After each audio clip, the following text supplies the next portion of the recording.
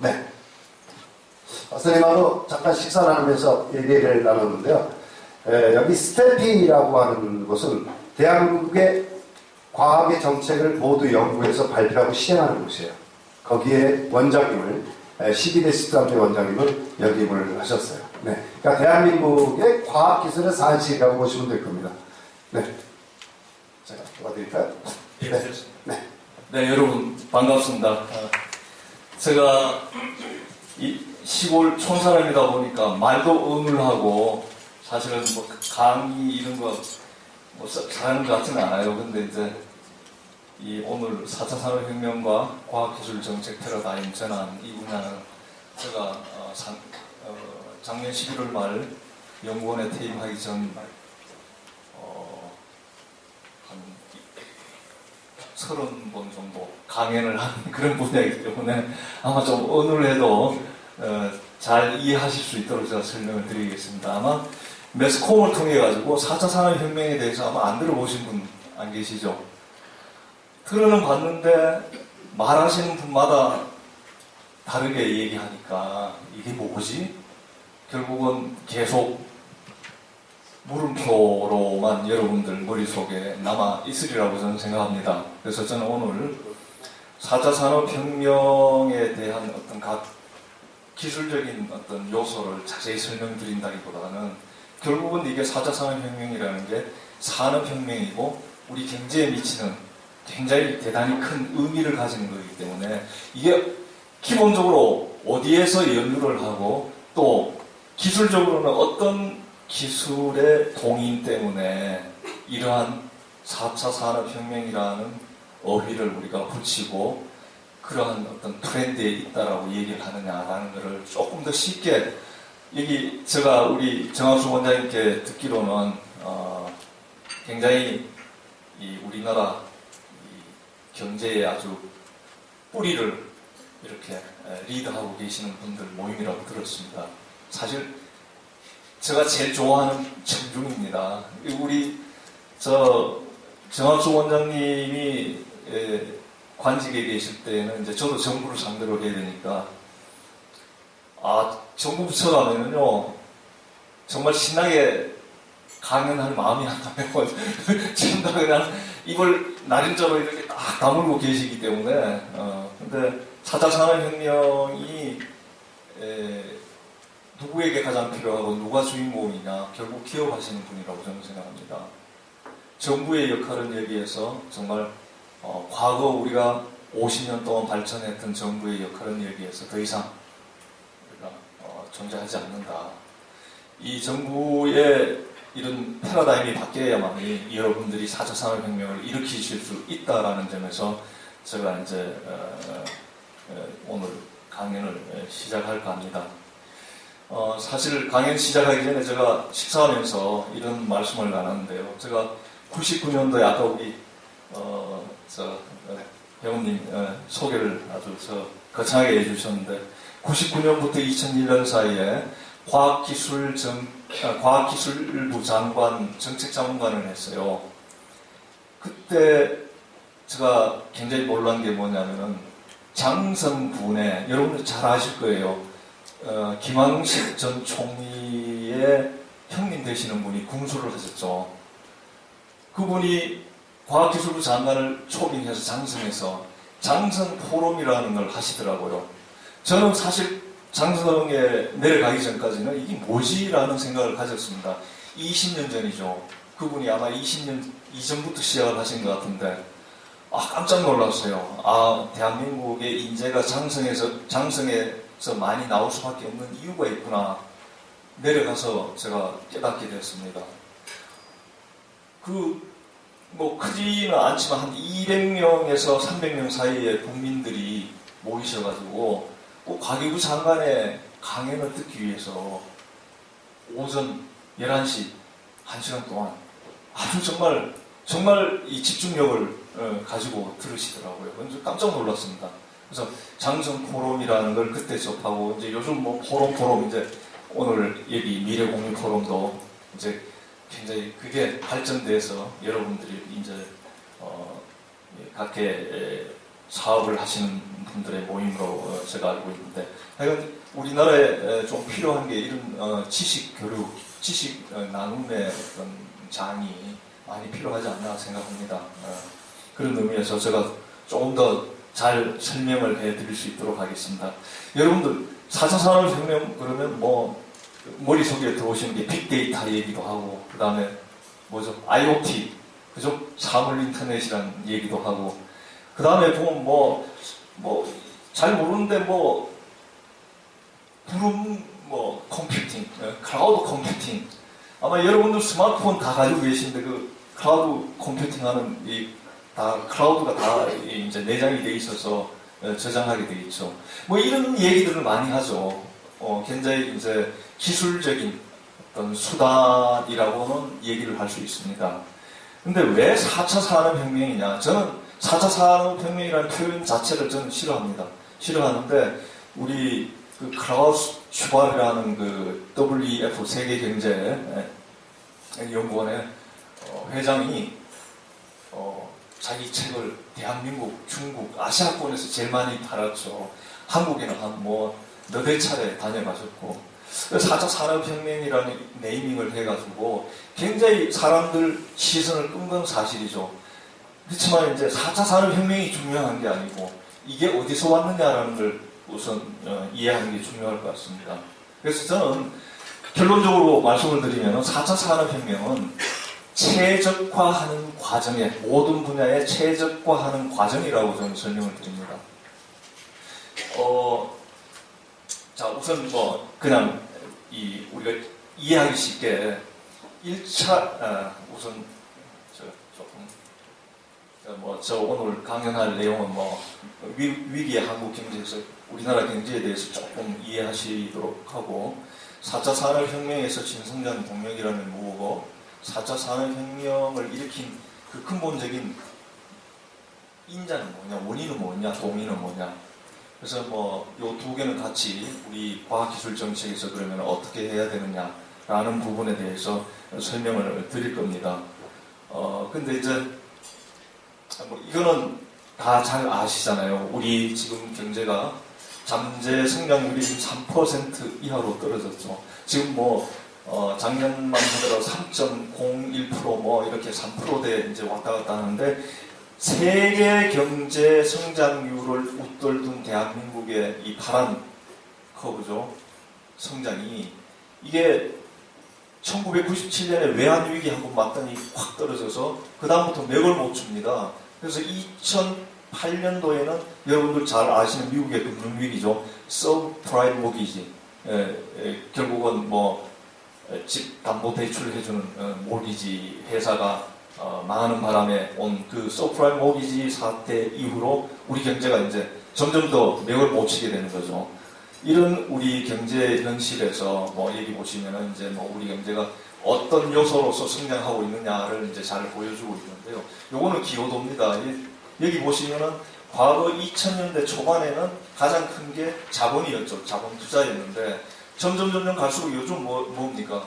자본 투자가 높기는 높은데 이제 우리가 소위 말해서 기술적인 요소와 여러 가지 아주 교육 이런 부분에 인프라적인 요소에 의한 성장들이 이제 점점 비중이 높아갈 수밖에 없는데, 우리는 지금 그 성장 자체가 지금 제대로 선진국처럼 기여를 못하고 있다는 걸 보여주고 있고요.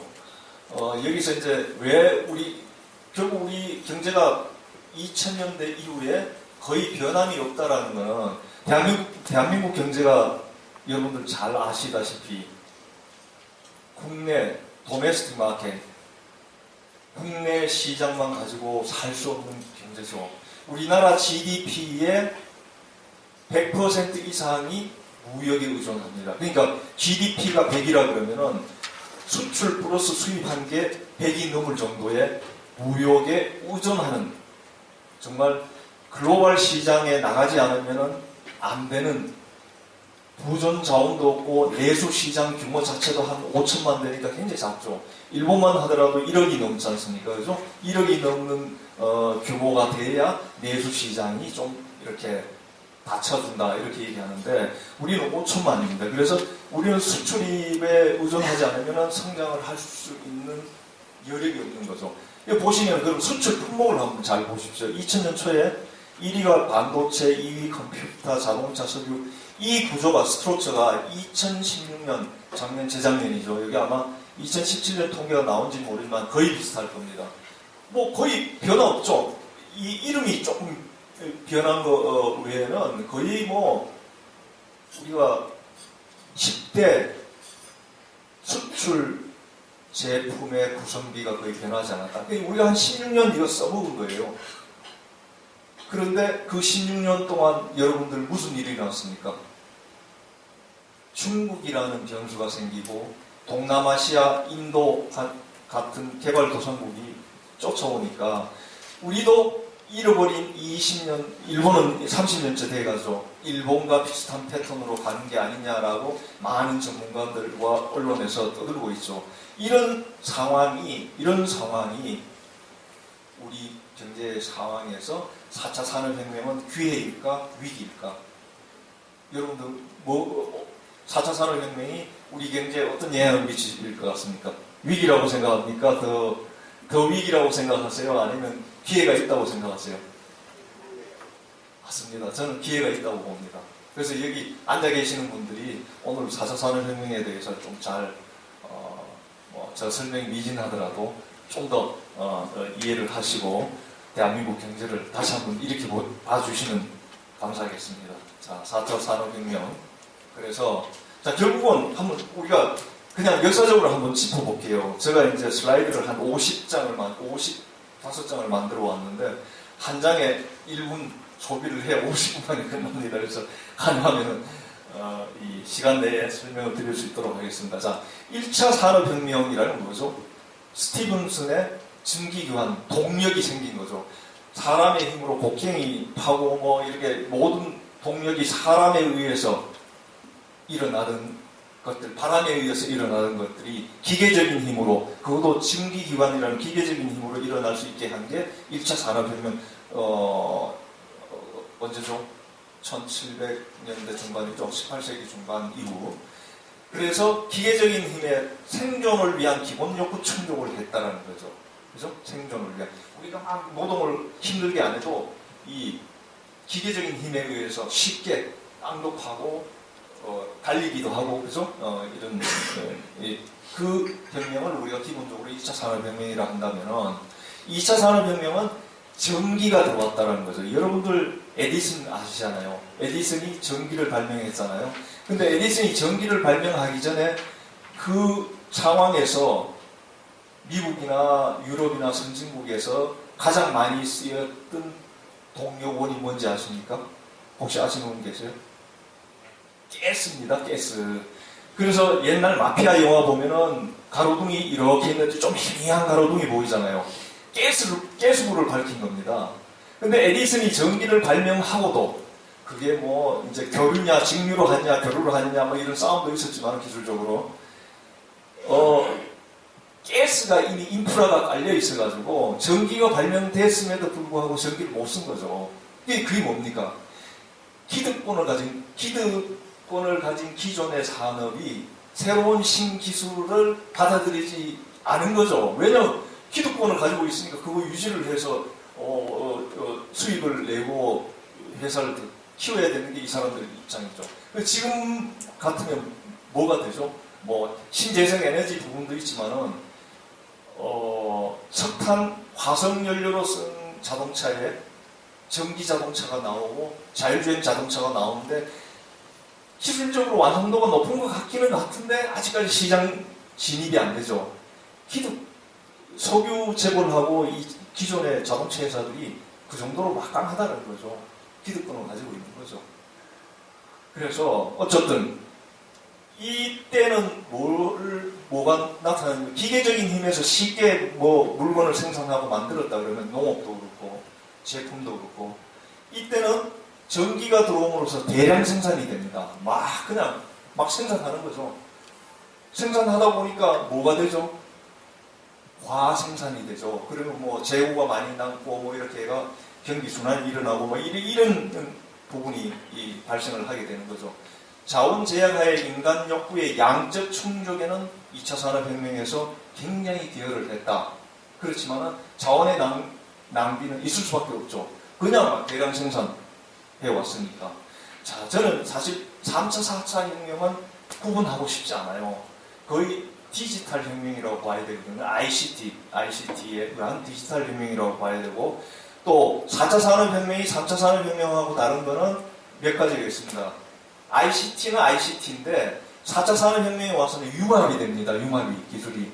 근데 3차 산업혁명에서는 융합이 아니고 여러분들 개인 퍼스널 컴퓨터 가지고 열심히 제가 미국 유학 갈 때가 84년, 85년도에 미국 유학을 갔는데 제가 키스대에 근무하고 있었습니다. 경제실에.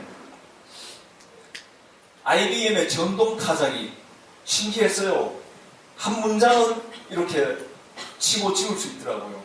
그전에는 뭐예요? 타이핑 했잖아요. 타이프 리스트가 있어가지고 저희 뭐 원고 써주면 타이핑 했는데 제가 미국 유학 갈 무렵에 IBM에서 전동 타자기가 들어와서 한 줄 정도는 고칠 수 있는 그 자동 전동 타자기가 나왔어요. 그래서 저 미국 가니까 컴퓨터, 퍼스널 컴퓨터가 막 들어와서 뭐 현대 컴퓨터, 삼성 컴퓨터, 대우, 엣지 뭐 이런 것들이 미국에 수출 막 되고 할 때입니다.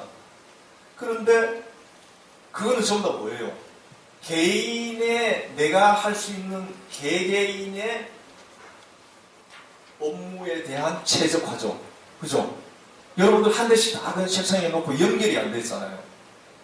근데 4차 산업혁명은 3차 산업혁명의 그런 디지털 혁명은 개인적, 부분적 최적화였다고 한다면은 4차 산업혁명은 ICT가 다른 기술과 융합도 되면서 네트워크가 되는 겁니다. 네트워크가. 연결이 되는 거죠. 연결이 됨으로써 일어나는 변화들이 엄청나게 이제 일어나는 거죠. 가장 먼저 일어나는 게 웹이죠. 그죠? 우리 여러분들 인터넷 해가지고 뭐 그냥 들어가서 많은 정보를 이렇게 얻을 수 있고 그걸 베이스로 해서 지금 나오는 여러 가지 웹 기반의 플랫폼을 가진 뭐 페이스북이나 뭐 많잖아요. 그죠? 그런 게 있었는데 어쨌든 기술 수단의 융합이다. 어떤 수단? 아까 말씀드린 대로 클라우드 컴퓨팅, 빅데이터, 또 AI 그리고 이런 것들이 뭘 통해서 가능해지나요? IoT, 인터넷 오브 띵. 그러니까 이거는 그냥 센서 기능을 하고 뭐 콜렉팅 하는 거죠. 그죠? 콜렉팅 하는 거. 여러분들 혹시 유비쿼터스라는 단어를 들어보셨습니까? 유비쿼터스라는 얘기가 지금부터 15년 전 2000년대 초에 우리나라 과학기술계에서 유비쿼터스라는 단어가 들어가지 않으면 정부에서 연구개발 일을 한 3, 4년 안 줬어요. 유비쿼터스가 그 애니콜 있잖아요. 그때 애니콜 나오는 거 언제 어디서나 이제 통화를 할 수 있다는 건데 그 유비쿼터스가 어디서나 모든 게 다 된다. 그래서 이 IoT라는 말이 지금 나온 게 아니고 그 당시에 유비쿼터스에서 건물 혹은 뭐 모든 사물에 그런 인터넷 오브 띵 센서를 부착시켜가지고 통신도 되고 뭐 다 된다고 이제 선전할 때예요. 근데 왜 못했느냐? 결국은 돈이 너무 많이 들어요. 여러분들 가정에 냉장고가 있는데 야 오늘 퇴근할 때 보니까 퇴근하기 전에 시장을 마트를 들러서 뭘 사가야 되는데 뭐가 있지? 뭐가 없지? 지금은 되잖아요. 그 당시도 이제 그런 걸 한다고 스마트홈 만든다 그러고 뭐 이래 했는데 겨우 한 게 뭡니까?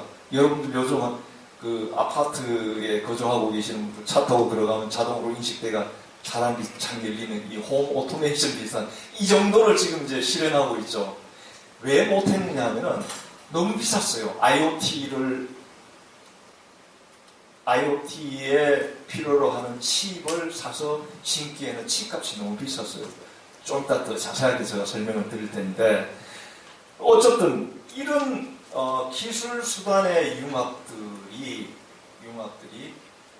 기술 융합과 산업 융합을 통해서 새로운 가치가 창출되고 기존 산업에 이게 적용이 되고 또 기존 산업과 융합이 되고 또 새로운 산업 플랫폼이 나와서 새로운 제품과 새로운 서비스가 여러분들 앞에 제시가 되는 거죠. 그게 바로 지금 소위 얘기하는 4차 산업혁명의 과정에 나오는 산출물이다.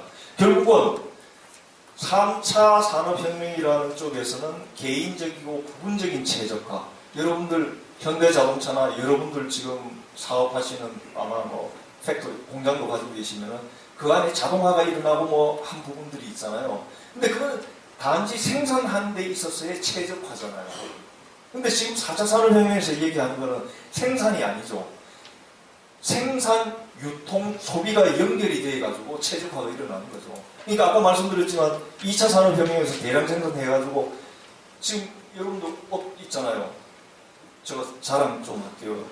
제가 오늘 중요한 분들 앞에서 강연하러 간다니까 한 일주일 전에 우리 집사람이 그만두고 나니까 염색도 안 하고 뭐 이래 좀 구질구질하게 이렇게 앞에 서면 안 된다 그래서 이렇게 양복을 하나 사주더라고요. 그래서 제가 양복도 여러분들 덕분에 양복도 입고 이랬는데 이런 옷하고 이런 것들이 재고가 굉장히 남잖아요. 남는 이유가 생산에서는 최적화돼가 여러분들이 코스트 미니마이제이션 해가지고 정말 경쟁력이 있는데 근데 수요를 못 맞추면 어떻게 돼요? 그 유통 단계에 여러분들이 뭐 백화점이나 아니면 이 중간 유통하는 분들한테 마진을 많이 가져가게 되면 결국은 여러분들이 취할 이익보다는 그분들이 가져갈 이익들이 많고 시장에 혼란이 오고 여러분들이 예측 못해서 여러분들한테 피드백이 들어오는 거 아니에요. 그러니까 이 특히 옷 같은 거, 여성 의류 같은 거는 디스카운트 굉장히 많이 하는 이유도 재고, 팩토리 관리가 문제가 있으니까 되는 거 아니에요. 근데 이제는 그게 가능하다는 거죠. 제가 예를 들지만은 좀 이따 유니클로하고 뭐죠? 스페인에 있는 자라라는 업체, 좀 예를 한번 들어드릴게요. 그래서 자 오늘 제 강연에서 여러분들 요것만 구분하실 줄 알면 됩니다. 3차 산업 1, 2, 3차에서는 개인적, 부분적인 최적화인데 여러분들 코스트 생산 단계에서 하고 교육을 하고 하는 부분인데 4차 산업혁명은 그게 아니다. 생산, 유통, 소비까지 이르기 전 단계가 연결이 돼가지고 최적화하는 거다. 그리고 ICT, 디지털 기반을 맞는데 기술이 융합이 되는 거다. 요것만 알고 계시면 이제는 4차 산업이 뭐냐고 물을 때 아마 자신이 있을 겁니다. 이상 또 설명할 길이 없어요. 물론 부분적으로 들어가면 클라우드 컴퓨팅이 뭐냐, 빅데이터가 뭐냐, 아티피셜 인텔리전트가 뭐냐, 등등, IoT, 인터넷 오브 띵이 뭐냐, 그건 사소한 거죠.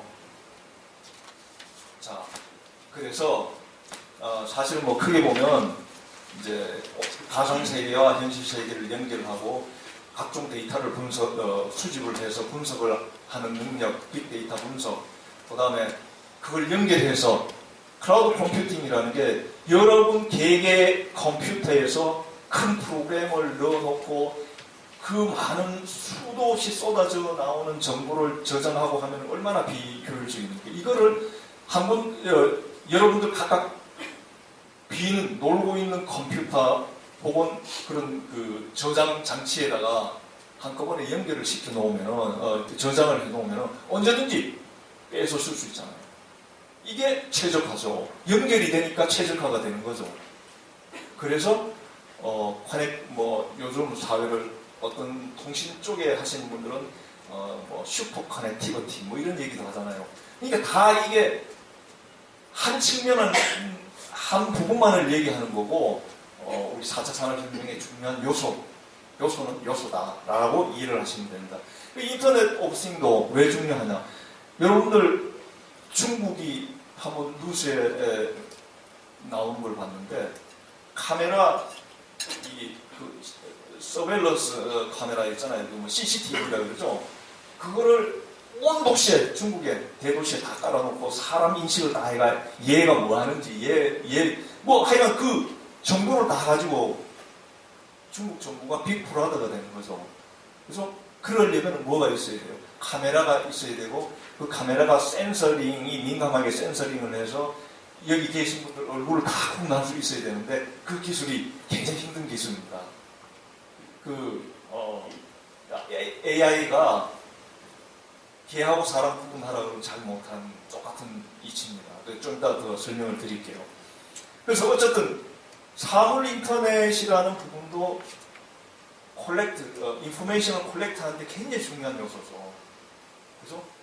근데 인포메이션은 어떤 형태로 문서화된 걸로도 나오고 여러분들 백화점에서 소비를 하고 어디 가서 소비를 하면 그게 다 영업 쪽에 들어가가지고 백화점의 그 영업 전략에 반영이 돼가지고 하죠. 그 오래전부터 그거는 뭐 경영과 교수들이 컴퓨터 그냥 데스크탑 하나 놓고 분석해가지고 모델링 해가지고 준 정보예요. 그 정도가 아니고 여러분들 Minority Report라는 영화 보셨습니까? 좀 오래된 건데 그 미국의 누구죠?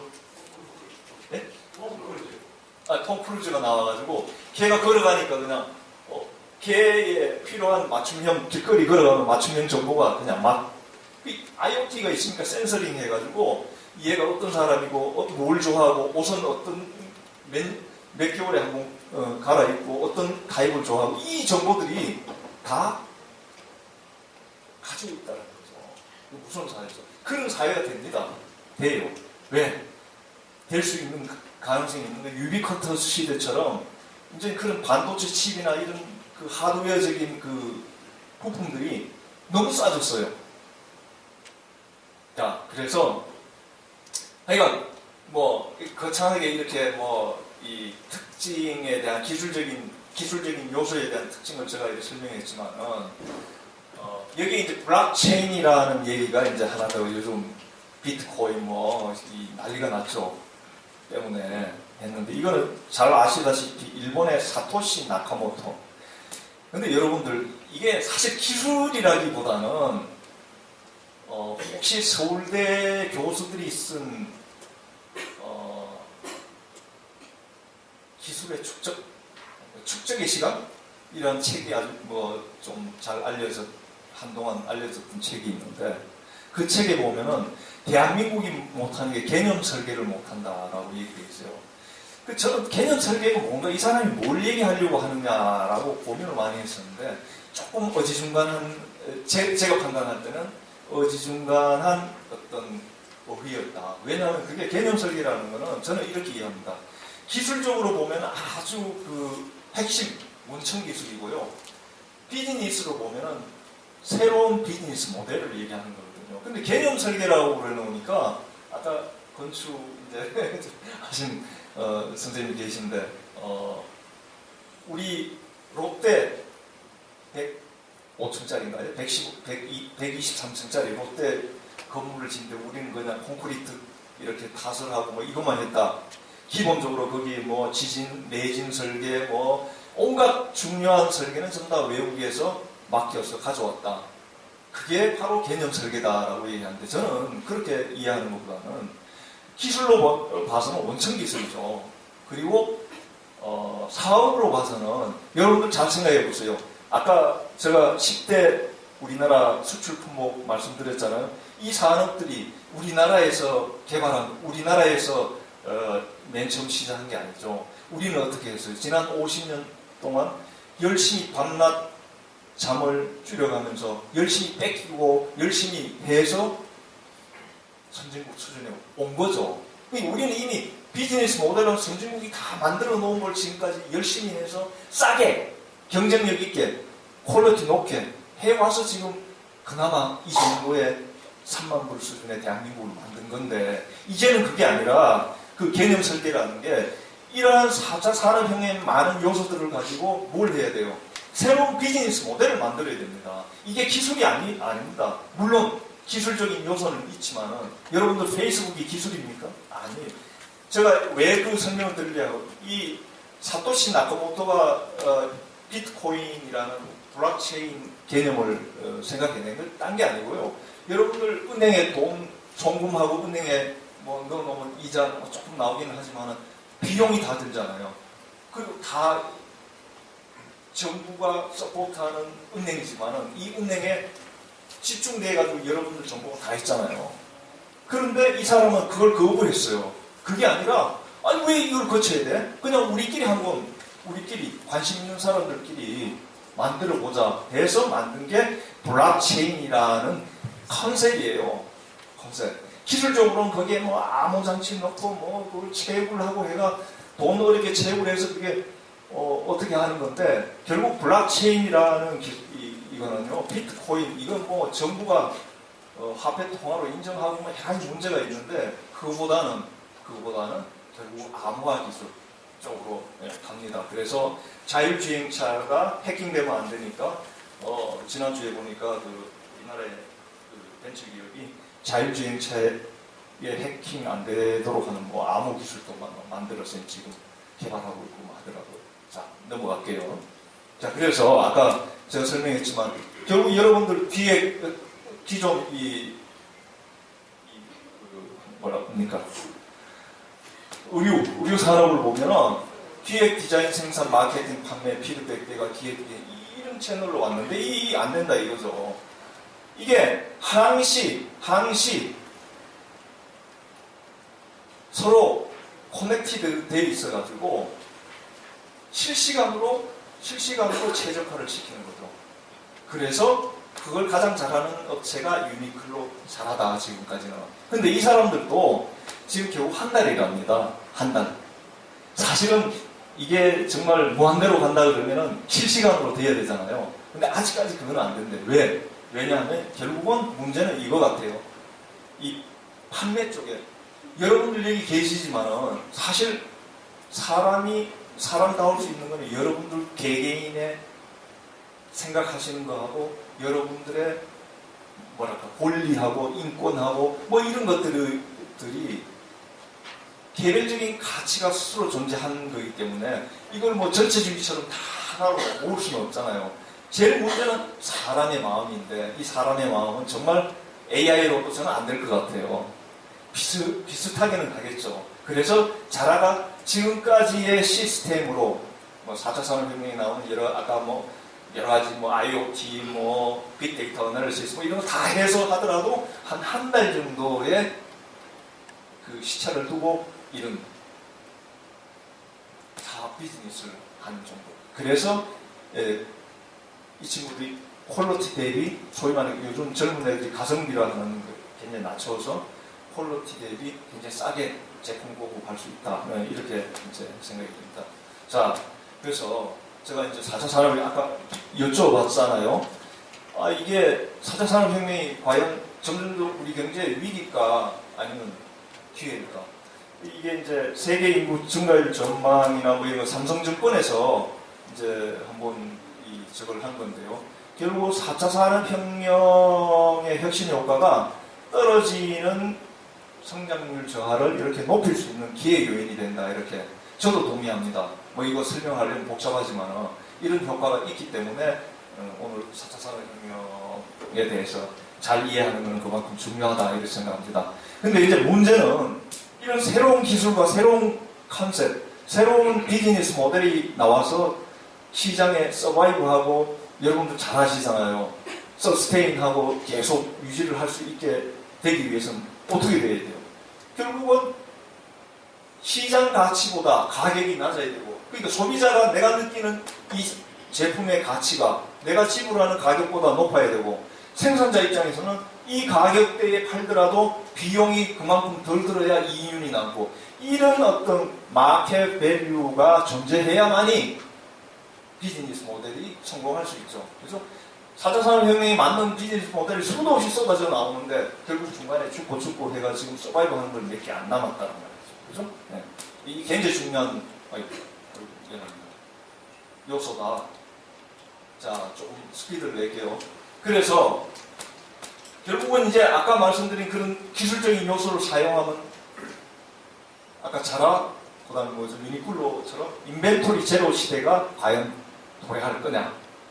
저는 불가능하다고는 보는데 어쨌든 최적화, 모든 게 슈퍼 커넥트 돼가지고 어쨌든 전 과정과 전 산업에 있어서의 최적화 현상이 일어날 수 있기 때문에 산업 자체에서 이제 이럴 가능성도 있다는 거죠. 그렇지만은 이제 문제는 여러분들 지금도 나타나고 있지만은 리소스 얼로케이션에 대해서는 굉장히 효율화가 많이 일어날 수 있지만은 과연 인컴 디스트리뷰션, 소득의 격차 문제를 과연 이거는 기술적인 문제에서 요인이 되는 거지만 사회 제도적인 문제로 이걸 풀 수 있느냐. 이게 이 정부, 지난 정부, 지지난 정부 계속 고민해왔고 해결하지 못했던 문제죠.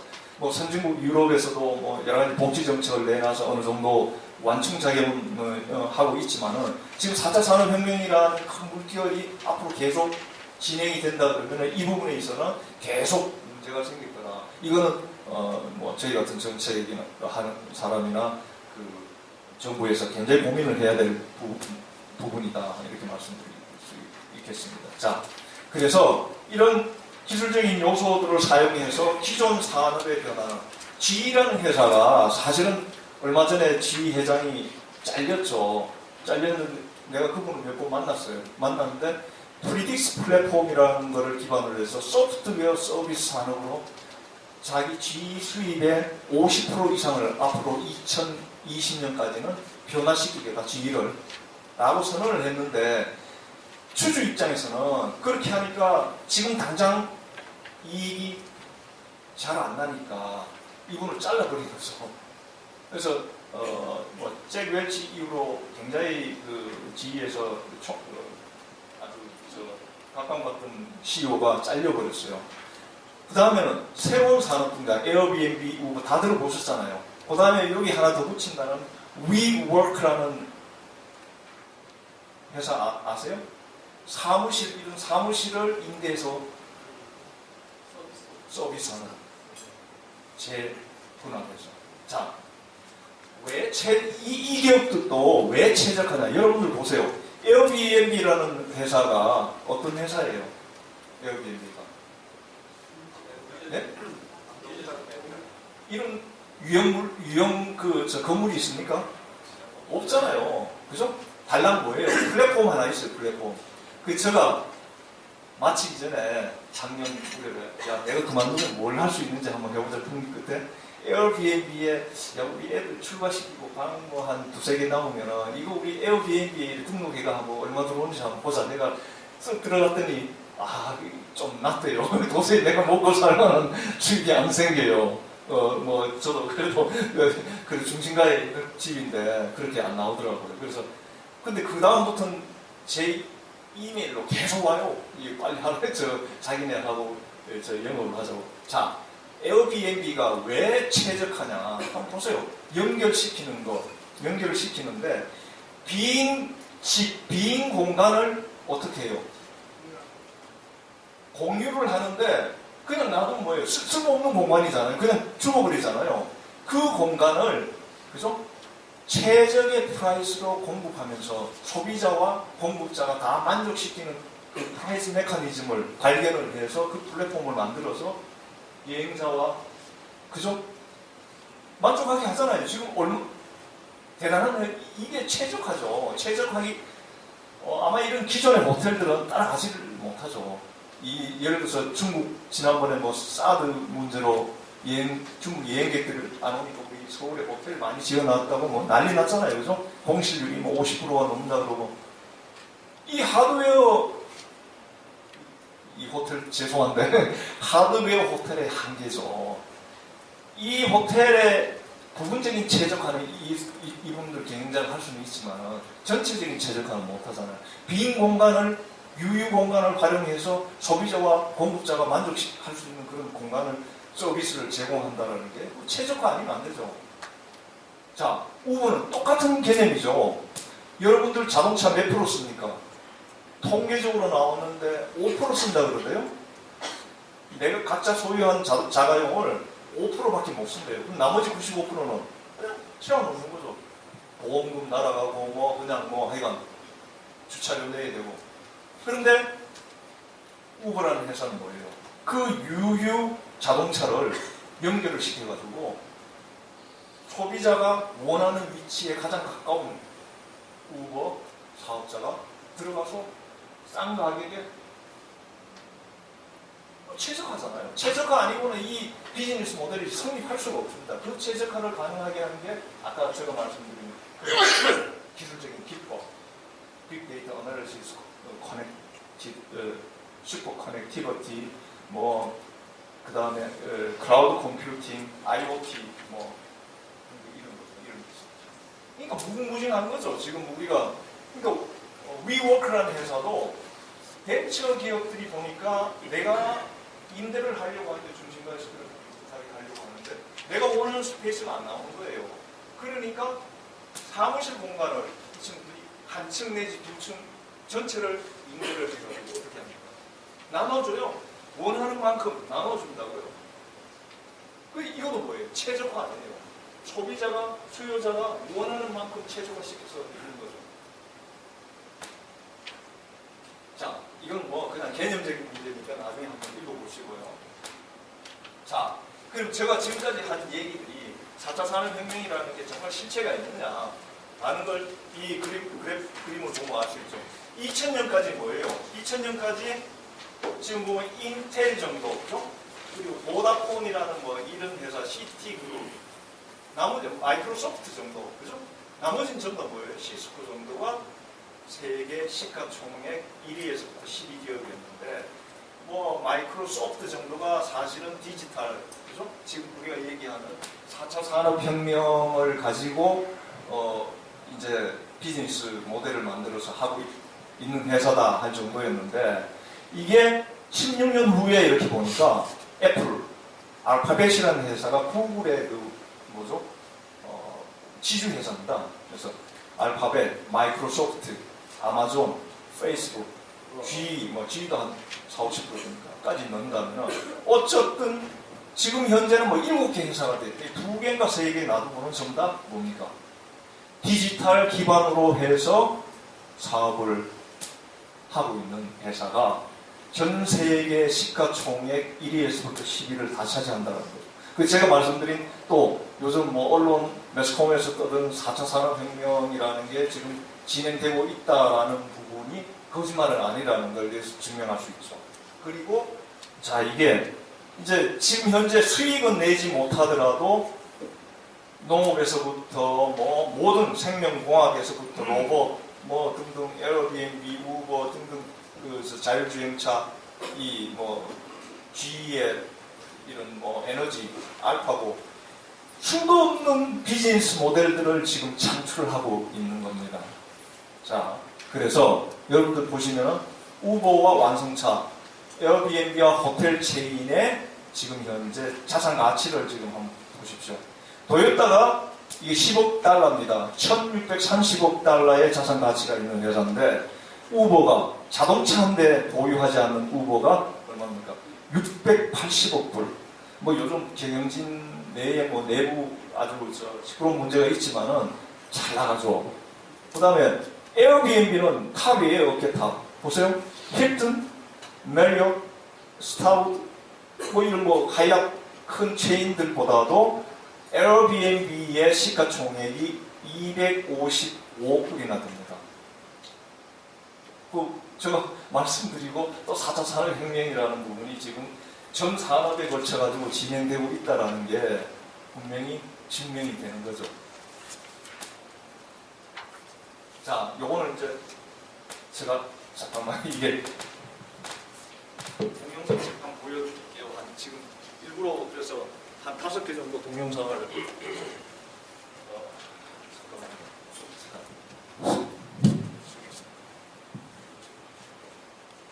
이거 어떻게 하세요? 네. 나와가지고 나와야 돼요.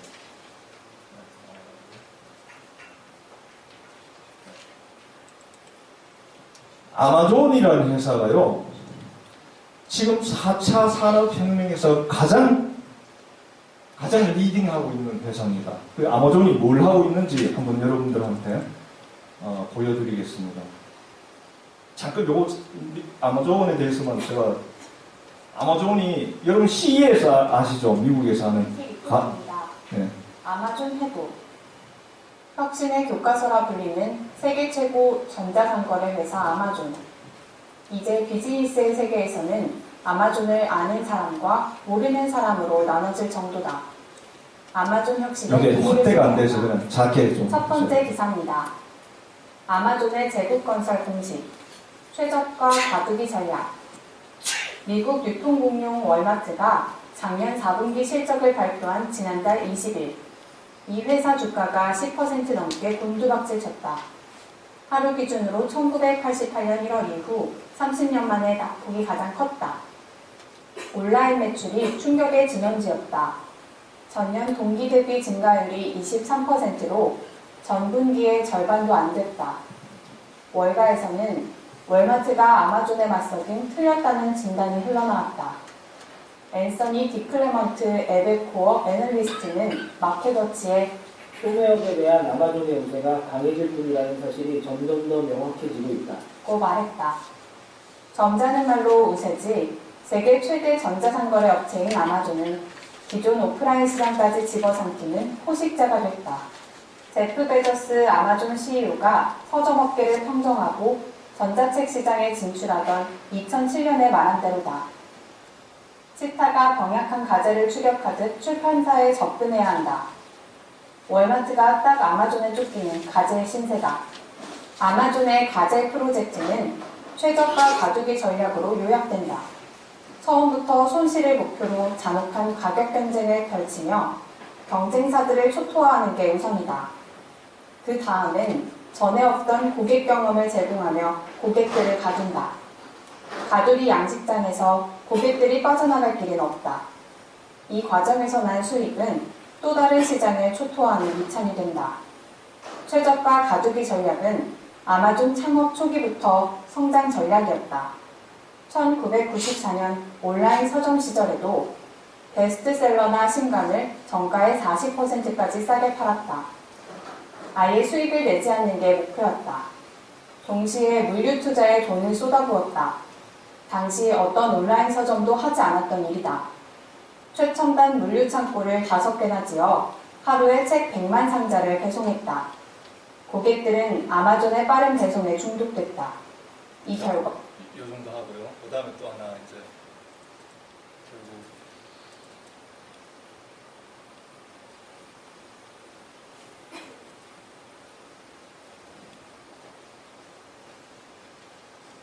두 번째 기사입니다. 아마존의 영토는 어디까지인가? 10개 대표 분야. 아마존은 1995년 온라인 서점을 연 이후 줄기차게 영토를 확장했다. 23년이 지난 지금 아마존의 지배력은 안 닿는 곳이 없다. 로고 그대로 모든 것을 파는 제국이다. A에서 G까지 연결하는 화살표처럼 말이다. 아마존의 대표 영토 10개 분야를 정리한다. 1. 전자상거래. 판매 상품 수가 18,000개가 넘는 세계 최대다. 미국 가정의 44%가 아마존을 이용하고 연회비 99달러를 내는 프라임 회원수는 4,900만 명에 달한다. 미국 전자상거래 시장의 38.1%를 차지하고 있는데 2위 이베이 7.8%나 3위 월마트 2.8%가 도저히 따라오기 힘든 격차다. 2. 물류.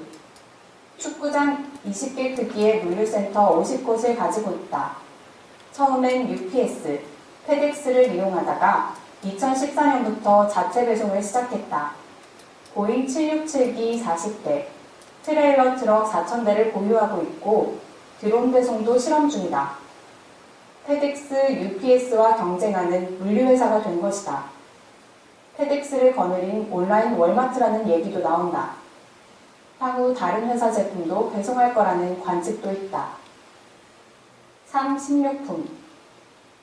지난해 8월 미국 최대 유기농 식료품 체인 홀푸드를 인수하면서 단숨에 미국 식료품 시장 5위에 올랐다. 이를 계기로 식료품 배달 서비스 아마존 프레시와 반조리식품을 배달하는 밀키트 사업도 본격화할 예정이다. 4. 패션. 자, 이 정도로 일단 말씀을 드리고요. 이 아마존이라는 회사가 제가 우리 애들 그 해리포터 책 있잖아요. 그 책을 주문했다. 아까 2007년, 지금부터 한 10년 전이죠, 그죠? 10년 전에 서적을 인터넷으로 판매하는 회사예요. 그러니까 그런데 그 당시에 지금 여기 설명 나오듯이 이 친구가 그 소위 말하는 물류에서부터 그 다음에 그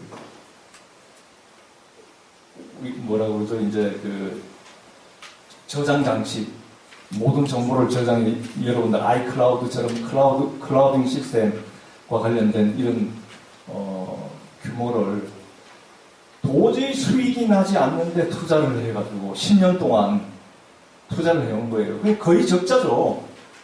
적자 상황에 아마존을 거의 10몇 년을 끌어왔는데 그게 지금 와서 보니까 물류 시스템도 결국은 아까 제가 말씀드렸죠. 생산의 최적화뿐만 아니고 소비자하고 접점이 되어 있는 소매상의 최적화뿐만 아니고 그 모든 단계 물류 생산에 이르기까지 모든 영역을 아마존이 자기가 경쟁을 할 수 있다고 자신할 수 있는 분야를 하나씩 침투를 해서 지금 10여 개가 되잖아요. 아마존이 그렇게 할 수 있었던 거는 아까 제가 말씀드린 대로 이런 4차 산업혁명의 AI다, 빅데이터 어널리시스다, 클라우드 컴퓨팅이다, 뭐 등등의 이런 기술을 사용해가지고 최적화를 할 수 있는 비즈니스 모델을 자기가 가지고 있기 때문에 가격을 낮춰도 경쟁사들이 못 따라오는 거죠. 그 플랫폼을 아마존은 지난 10년 동안 꾸준히 쌓아왔다는 거죠. 무서운 기업이죠. 아마존의 작년 매출이 제가 알기로는 1,800억 달러로 알고 있거든요. 1,800억 달러. 무시무시한 회사죠. 자기는 영업이익을 뭐 1% 이상 안 남기겠다.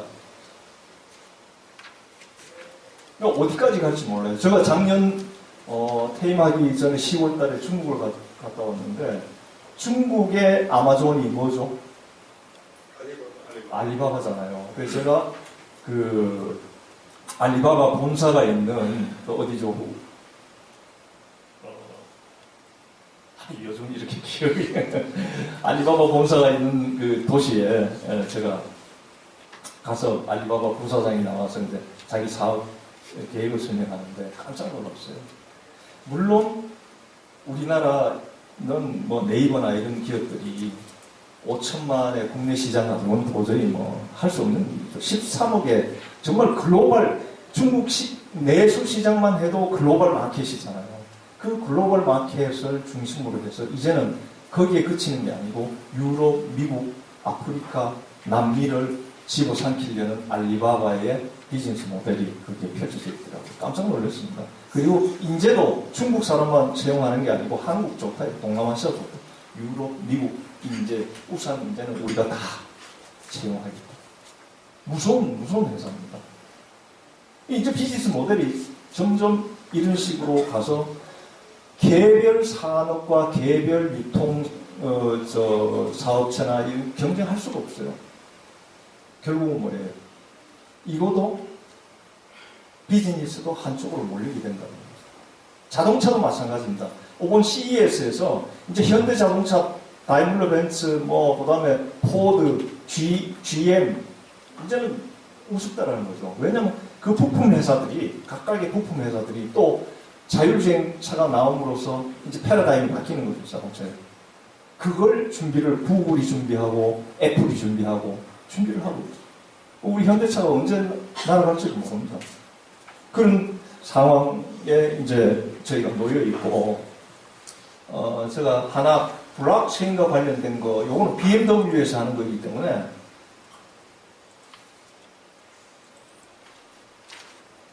아까 이제 제가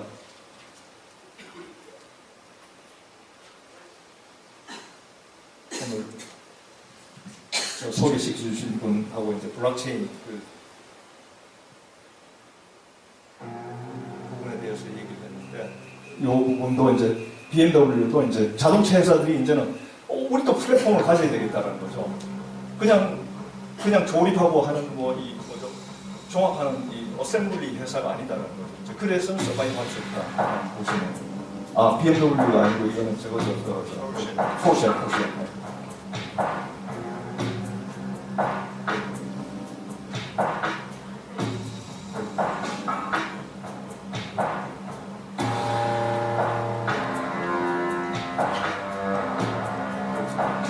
이 회사는 지금 산업간의 최적화는 아직 못하고 있고, 왜냐하면 자기네들이 도미넌트한 플레이어가 아니니까 자기 회사의 제품이라도 최적화 소비, 그러니까 생산 소비 유통 단계까지를 최적화시켜서 뭐 프라이스도 떨어뜨리고 서비스도 높이고 이런 지금 목적으로 블록체인이란 지금 얘기한 4차 산업혁명의 기술적인 요소를 사용하고 있는 거죠.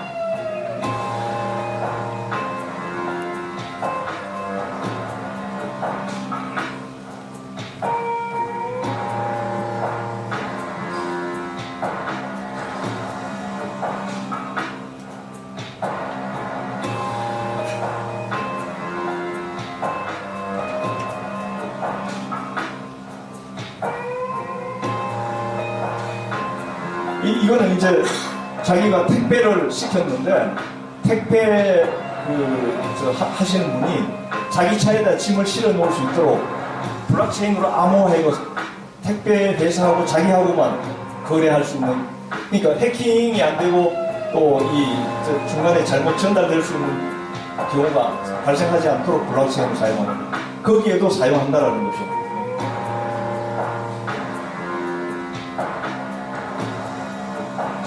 누가 자동차 픽업하러 왔는데 그 사람이 맞느냐? 그럼 블록체인 기술로 인식을 해가지고 열어주는 겁니다. 그래서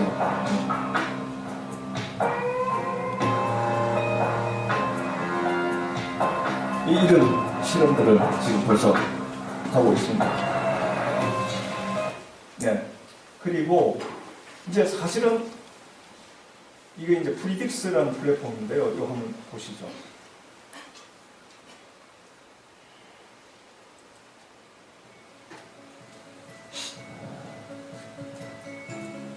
사실 지가 이렇게 소프트웨어 회사로 변하려고 사실 자기 이제 그 고객들을 락인 시키려는 그 시스템이에요. 이 프리딕스라는 플랫폼이 뭐 연료 절약, 센서가 엔진 뭐 비행기에 17개가 붙어 있습니다. 그래서 실시간으로 그 데이터를 전송을 해줘요. 그런 기류 변화라든가 그 항공기 운행 상황에 대해서 전부 다 이 항공사나 지휘로 그 IoT를 통해 가지고 정보가 들어옵니다. 그러면은 지금 이 경로 말고 다른 경로를 좀 이용해라. 뭐 하는, 그렇게 해서 연료를 뭐 한 1년에 뭐 1% 이상 세이브를 하는 수십억 달러를 세이브할 수 있게 만들어주니까 항공회사 입장에서는 굉장히 반가운 거죠. 그죠? 이게 다 이제 지금 기존의 비즈니스 모델에 적용하는 4차 산업의 기술적인 요소입니다. 근데 이제 문제는 이걸 야심차게 추진했던 GE의 CEO가 해고됐다는 거, 주주들의 그 단기적인 그 수익 창출을 못한다라는. 또 한 사람이 있는데요. 앨런 머스크라고 여러분들 뭐 정말 잘 아시는 분이죠. 이분도 여러분들 이분이 가지고 있는 비즈니스 모델이 얼마나 많아요. 엑스스페이스, 그 다음에 전기 자동차. 근데 과연 이 사람이 성공할까? 정말 Yeah, that's the question everybody was kind of answering. 20년, 30년을 내다보고 이제 비즈니스 하기 전에 저는 잘 모르겠어요. 이런 분도 있다라는 거죠. 아까 제가 pretty expensive way to show shareholders that Elon is going to be around for the next 10 years. He's not going anywhere. He's going to remain fully focused on Tesla. And it also provides a roadmap for the company going forward, outlining very ambitious goals to become one of the biggest companies in the world. Yeah, talk to us about those goals. How do $2.6 billion of options become $50 billion? Where do the revenues and the size of the company need to get to? Yeah, so the size of the company, there's definitely a goal out there. The option package will vest gradually if the company continues to grow. The top goal is $650 billion, which is bigger than Facebook and Berkshire Hathaway. And the company also needs to grow revenue and earnings before certain items in tandem with growing the market cap. How that's going to be achieved, though, is nowhere to be found in this particular award. So that's led to speculation among some what Tesla is going to do. Is it going to conduct more M&A, buy other companies? And one would imagine that this outlines the plan for Tesla to go beyond electric cars and solar panels, because there's no car maker out there in the world that has a $650 billion market cap. But how Tesla is going to get there, we're actually not sure. 이게 무슨 얘기냐면은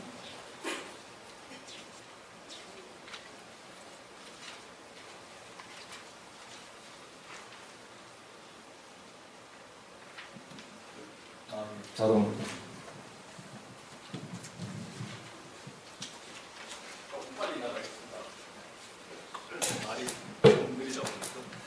아까 그게 무슨 얘기냐면은 테슬라의 앨런 머스크가 미래를 앞을 내다보면서 비즈니스를 하는데 거기에 투자한 사람들은 믿고 투자를 해주는데 일반적으로 지금 현재 그 경제 분석가들은 어디서 그런 수익을 앞으로 더 창출할 수 있는지에 대해서 굉장히 의심을 하고 있는 거죠.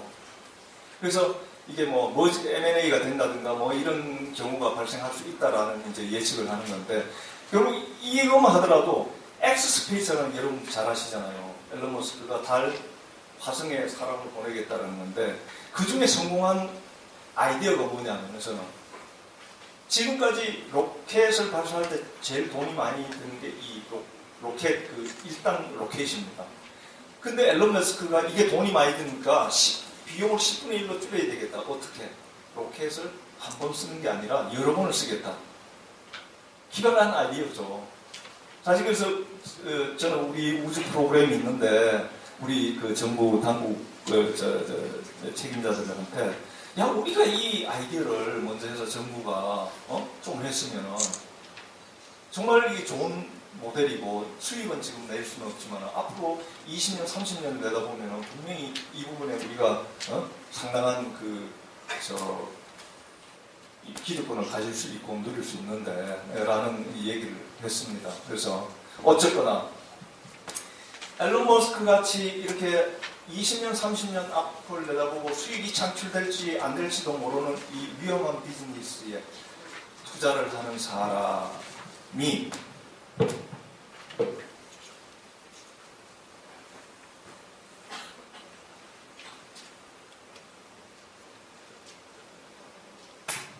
우리나라 같으면 가능하겠어요? 그냥 꿈만 꾸다가 그냥 사그라지는 거죠. 근데 미국은 실제로 전기 자동차 테슬라 만들어서 하죠. 그 다음에 그 태양열 발전소 짓고 있죠. 엑스스페이스 싸우고 있죠. 자, 그 돈이 어디서 나오느냐? 자, 얘기해 보십시오. 요게 유대인입니다. 빨간 요 카테고리 한 게. 그 다음에 나머지가 일반인이고 여기 기업입니다. 보십시오. 메간 휘트만, 마이클 모리츠, 베리 페이지, 세르게이 부린 구글 창업자죠. 여기에 보면은 곳곳에 유대인 돈이, 유대인 투자자들이 있습니다. 존재를 하고 있어요. 대단한 미국 전 세계 금융계뿐만 아니고 이렇게 전 세계 비즈니스를 유대인들이 이렇게 장악하고 있다. 이게 무서운 일입니다. 저도 이게 얼마 전에 이 표를 구해가지고 봤는데 정말 무섭더라고요. 이 정도의 적어도 10년 앞을 내다보는 어떤 투자가들이 있어야 말이니 앨런 머스크나 조지 베조프 그 다음에 이런 참 대단한 친구들이 이 레리 페이지나 세르게이 브린이나 이런 창업자들이 벤처 기업들이 존재할 수 있는 그런 환경이 되지 않나 이렇게 생각합니다.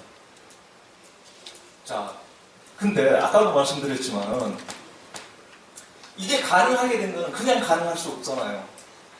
이걸 서포트해서 이 밑에 깔리는 비용들이 굉장히 낮아지고 값싸져야만 가능할 거 아니에요. 그래서 제가 한번 이거는 똑같은 이제 원리니까 4차 산업혁명의 어떤 동인 기술 융합들이 어떻게 일어나느냐 한번 제가 자세히 설명했으니까 아까 처음에 설명한 거하고 똑같은 거니까 한번 나중에 한번 보시고요. 지금 현재 이제 그러면은 결국은 이번 CES에도 4차 산업혁명의 기술적인 요소 중에 가장 중요한 게 AI입니다. AI. 여러분들 알파고 때문에 잘 알고 계시지만은 이제 자율주행차도 AI가 있어야 되고 모든 게 필요한 겁니다. 뭐 슈퍼 커넥티비티 뭐 등등 이런 문제들이 다 AI의 궁극적으로 모인다라는 거죠. 이렇게. 그러면은 어느 분야가 AI가 가능성이 지금 많이 있느냐 보시면 요 녹색으로 된 거 있잖아요. 아까 제가 말한 최적화 및 계획, 정보 탐색, 그다음 패턴 인식, 지도 학습입니다. 이런 분야는 지금 현재 활용이 되고 있고 비즈니스 모델로 정착을 해 가고 있는 중입니다. 그렇지만은 창의, 뭐 이런 자연의 이해, 감성, 감지, 감정과 관련된 능력, 그 다음에 감각 능력. 감각 능력은 이제 아까 말씀드렸지만 센서라는 게 어느 정도 저는 이것도 이 이상의 그 수준을 넘어가면 굉장히 이것처럼 힘든 그 영역이 올 거라고 봅니다. 굉장히 기술적으로 한계에 올 거라고 보는데 이런 분야는 지금 잘 비즈니스 모델로 정착이 되고 있지만 이거는 아직 기술적으로도 더 개발해야 된다. 자, 그래서 이게 왜 가능해졌냐 한번 보십시오. 지난 22년간의 센서 비용이 25불에서 1.4불로 떨어졌어요. 여러분들 비즈니스 하시는 거죠. 25불이 14불로 떨어졌다라는 거의 20분의 1로 원가가 줄어들었는데 이거 뭐 거저먹기 아니에요? 할 수 있잖아요. 그죠? 그 다음에 연산 능력이 29,000배가 증가했어요. 연산 능력이. 자, 보십시오. 이제 더 증가합니다. 여기 보시면은 인텔이 개발한 49큐빗, 구글이 개발한 72큐빗 칩. 이 단위, 저도 이해를 못해요. 뭐 엄청난 단위라서. 이게 바로 양자 컴퓨팅 수준이랍니다. 이게 지금 작년 말에 개발됐고, 이게 지금 구글이 최근에 내놓은 양자 컴퓨팅 시스템을 자기네들이 개발했다라고 주장하는 72큐빗짜리입니다. 이게 현존하는 슈퍼컴의 1억 배 빠른 속도입니다. 그런데 문제는 뭐냐면 여러분들 자기 부상 열차에 가능하게 만드는 슈퍼컨덕티비티라는 게 있잖아요. 극좋은 뭐 마이너스 몇 도죠? 72도인가 마이너스 이 인계치에 가서 존재하는 그런 물질이 가능해야 된다는 거죠. 근데 이게 이제 상온에서 워킹하느냐, 오퍼레이션 하게 되느냐라는 거는 이제 기술적으로 더 개발이 돼야 될 부분이고. 이렇게, 그 다음에, 한번 볼까요? 전송 속도. 여러분들 자율주행차가 지금 4G 가지고 자율주행차 안 됩니다. 적어도 5G 이상은 돼야 자율주행차가 사고 안 되고 제대로 갈 수 있다는 거죠. 그러니까 그 통신 전송 속도가 지금 최근 한 10년간, 500배. 또, 지금 곳곳에 깔려있는 통신 중계기가 10억 개에서 10억 개가 잠깐만요. 이게 10억 개가 언제인지 2000년 초예요. 10억 개가 지금 500억 개로 됐나요? 10억 개가 230억 개로 뭐 늘어났다고 지금 여기 있는데, 예.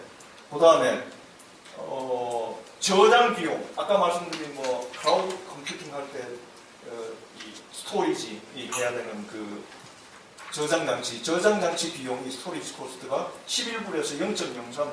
그러니까 얼마입니까? 11불에서 0.03이니까 저 계산이 안 되는데 이 정도 코스트로 다운됐으니까 지금 관련되는 비즈니스가 오퍼레이션이 되는 겁니다. 그러니까 결국 이 하드웨어적인 부분에서 서포트가 안 되면은 지금 얘기된 게 아까 뭐예요? 제가 새로운 뉴 비즈니스 모델이 나왔을 때 시장에서 경쟁력이 있고 서스테인 할 수 있는 조건이 있었죠. 밸류보다 프라이스가 작아야 되고 프라이스보다 코스트가 작아야만이 이게 워킹하잖아요. 그죠? 수익이 나고. 근데 그게 가능하게 됐던 건 이러한 하드웨어적인 부품의 가격들이 엄청나게 그동안 최근 10년에서 20년 사이에 떨어졌기 때문에 가능했다. 그 다음에 이것도 보십시오. 이것도 제가 생각할 수 없는 그 D램의 양입니다. D램의 양이 5EB에서 1222EB로 늘어났다는 겁니다. 이거 엄청난 거거든요. 이거는 뭐예요? 대한민국이 이런 부품에 대해서 지금까지 여러분들 아까 수출한 제품 보시면 아시겠지만 대한민국이 강점을 가지고 있는 분야죠. 우리가 희망이 있다는 거예요. 희망은 있지만은 4차 산업혁명에서 우리가 리더가 될 수는 없죠. 그냥 푹푹 공급해 주는 거예요. 그냥 이렇게 요구하는 메인 도미넌트 플레이어한테 공급해 주는 정도. 그래서는 우리가 정말 리더가 될 수 없으니까 이 힘이 없는 거죠. 그래서 저는 아까 말씀드린 대로 새로운 비즈니스 모델에 대한 아이디어들은 우리도 글로벌 마켓을 겨냥해서 계속 젊은 친구들이 아니 여기 계시는 분들이 창출을 해내야만이 대한민국 경제가 더 도약을 할 수 있는 기회가 있다는 겁니다. 그래서 그 부분에 대해서 이제 제가 왜 가능했느냐라는 걸 말씀을 드리고요. 그리고 미국이 얼마나 어마어마한 나라냐에 대해서만 제가 간단하게 설명을 드릴게요. 여기 보시면은 이미 2000년대 초반 제가 이제 97년에 미국에 안식년 가서 조지 메이슨 대학교에 개공 교수로 있다가 왔는데 그 당시부터 미국은 아마 벌써 인간의 능력 향상을 위한 융합 기술에 대한 보고서가 나왔어요. NSF라고 해서 미국의 백악관 대통령 바로 밑에 NSF라는 그 과학재단이 있는데 거기서 보고서를 썼죠. 결국은 다양한 콘텐츠를 담을 수 있는 고지적 고용량의 디바이스 개발을 위한 새로운 기술 개발의 필요성이 부각되었고 이러한 기술을 통해서 인간의 능력을 극대화시키고 향상시키자라는 게 이미 정부의 정책으로 이미 그때 20년 전에 나온 거예요. 또 우리는 모르고 그냥 계속 있었지만은 자, 뭐 이거는 뭐 그렇게 중요한 거는 그래서 이 사람들이 자 MBIC 그래서 제가 이제 안식년에서 돌아와가지고 2000년 초반에 우리 융합 연구개발 사업을 한번 해보자 그래서 과기부에서 한 200억 남은 돈이 있어가지고 MBICT 그러니까 나노 테크놀로지, 바이오 테크놀로지, ICT 정보통신, 그 다음에 코그너티브 C가 그 인지과학 이 융합된 어떤 연구 프로젝트를 한번 만들어가지고 해보자 그랬는데 그때만 하더라도 제가 이걸 이해를 못하고 한 거죠. 지금과 같이 아까 말씀드린 초반에 4차 산업혁명의 핵심적인 기술 요소들에 대한 이해가 없이 한 거. 얘네들은 그 이해를 가지고 미국 애들은 이미 시작한 거죠. 이 차이가 날 수밖에 없는 거고.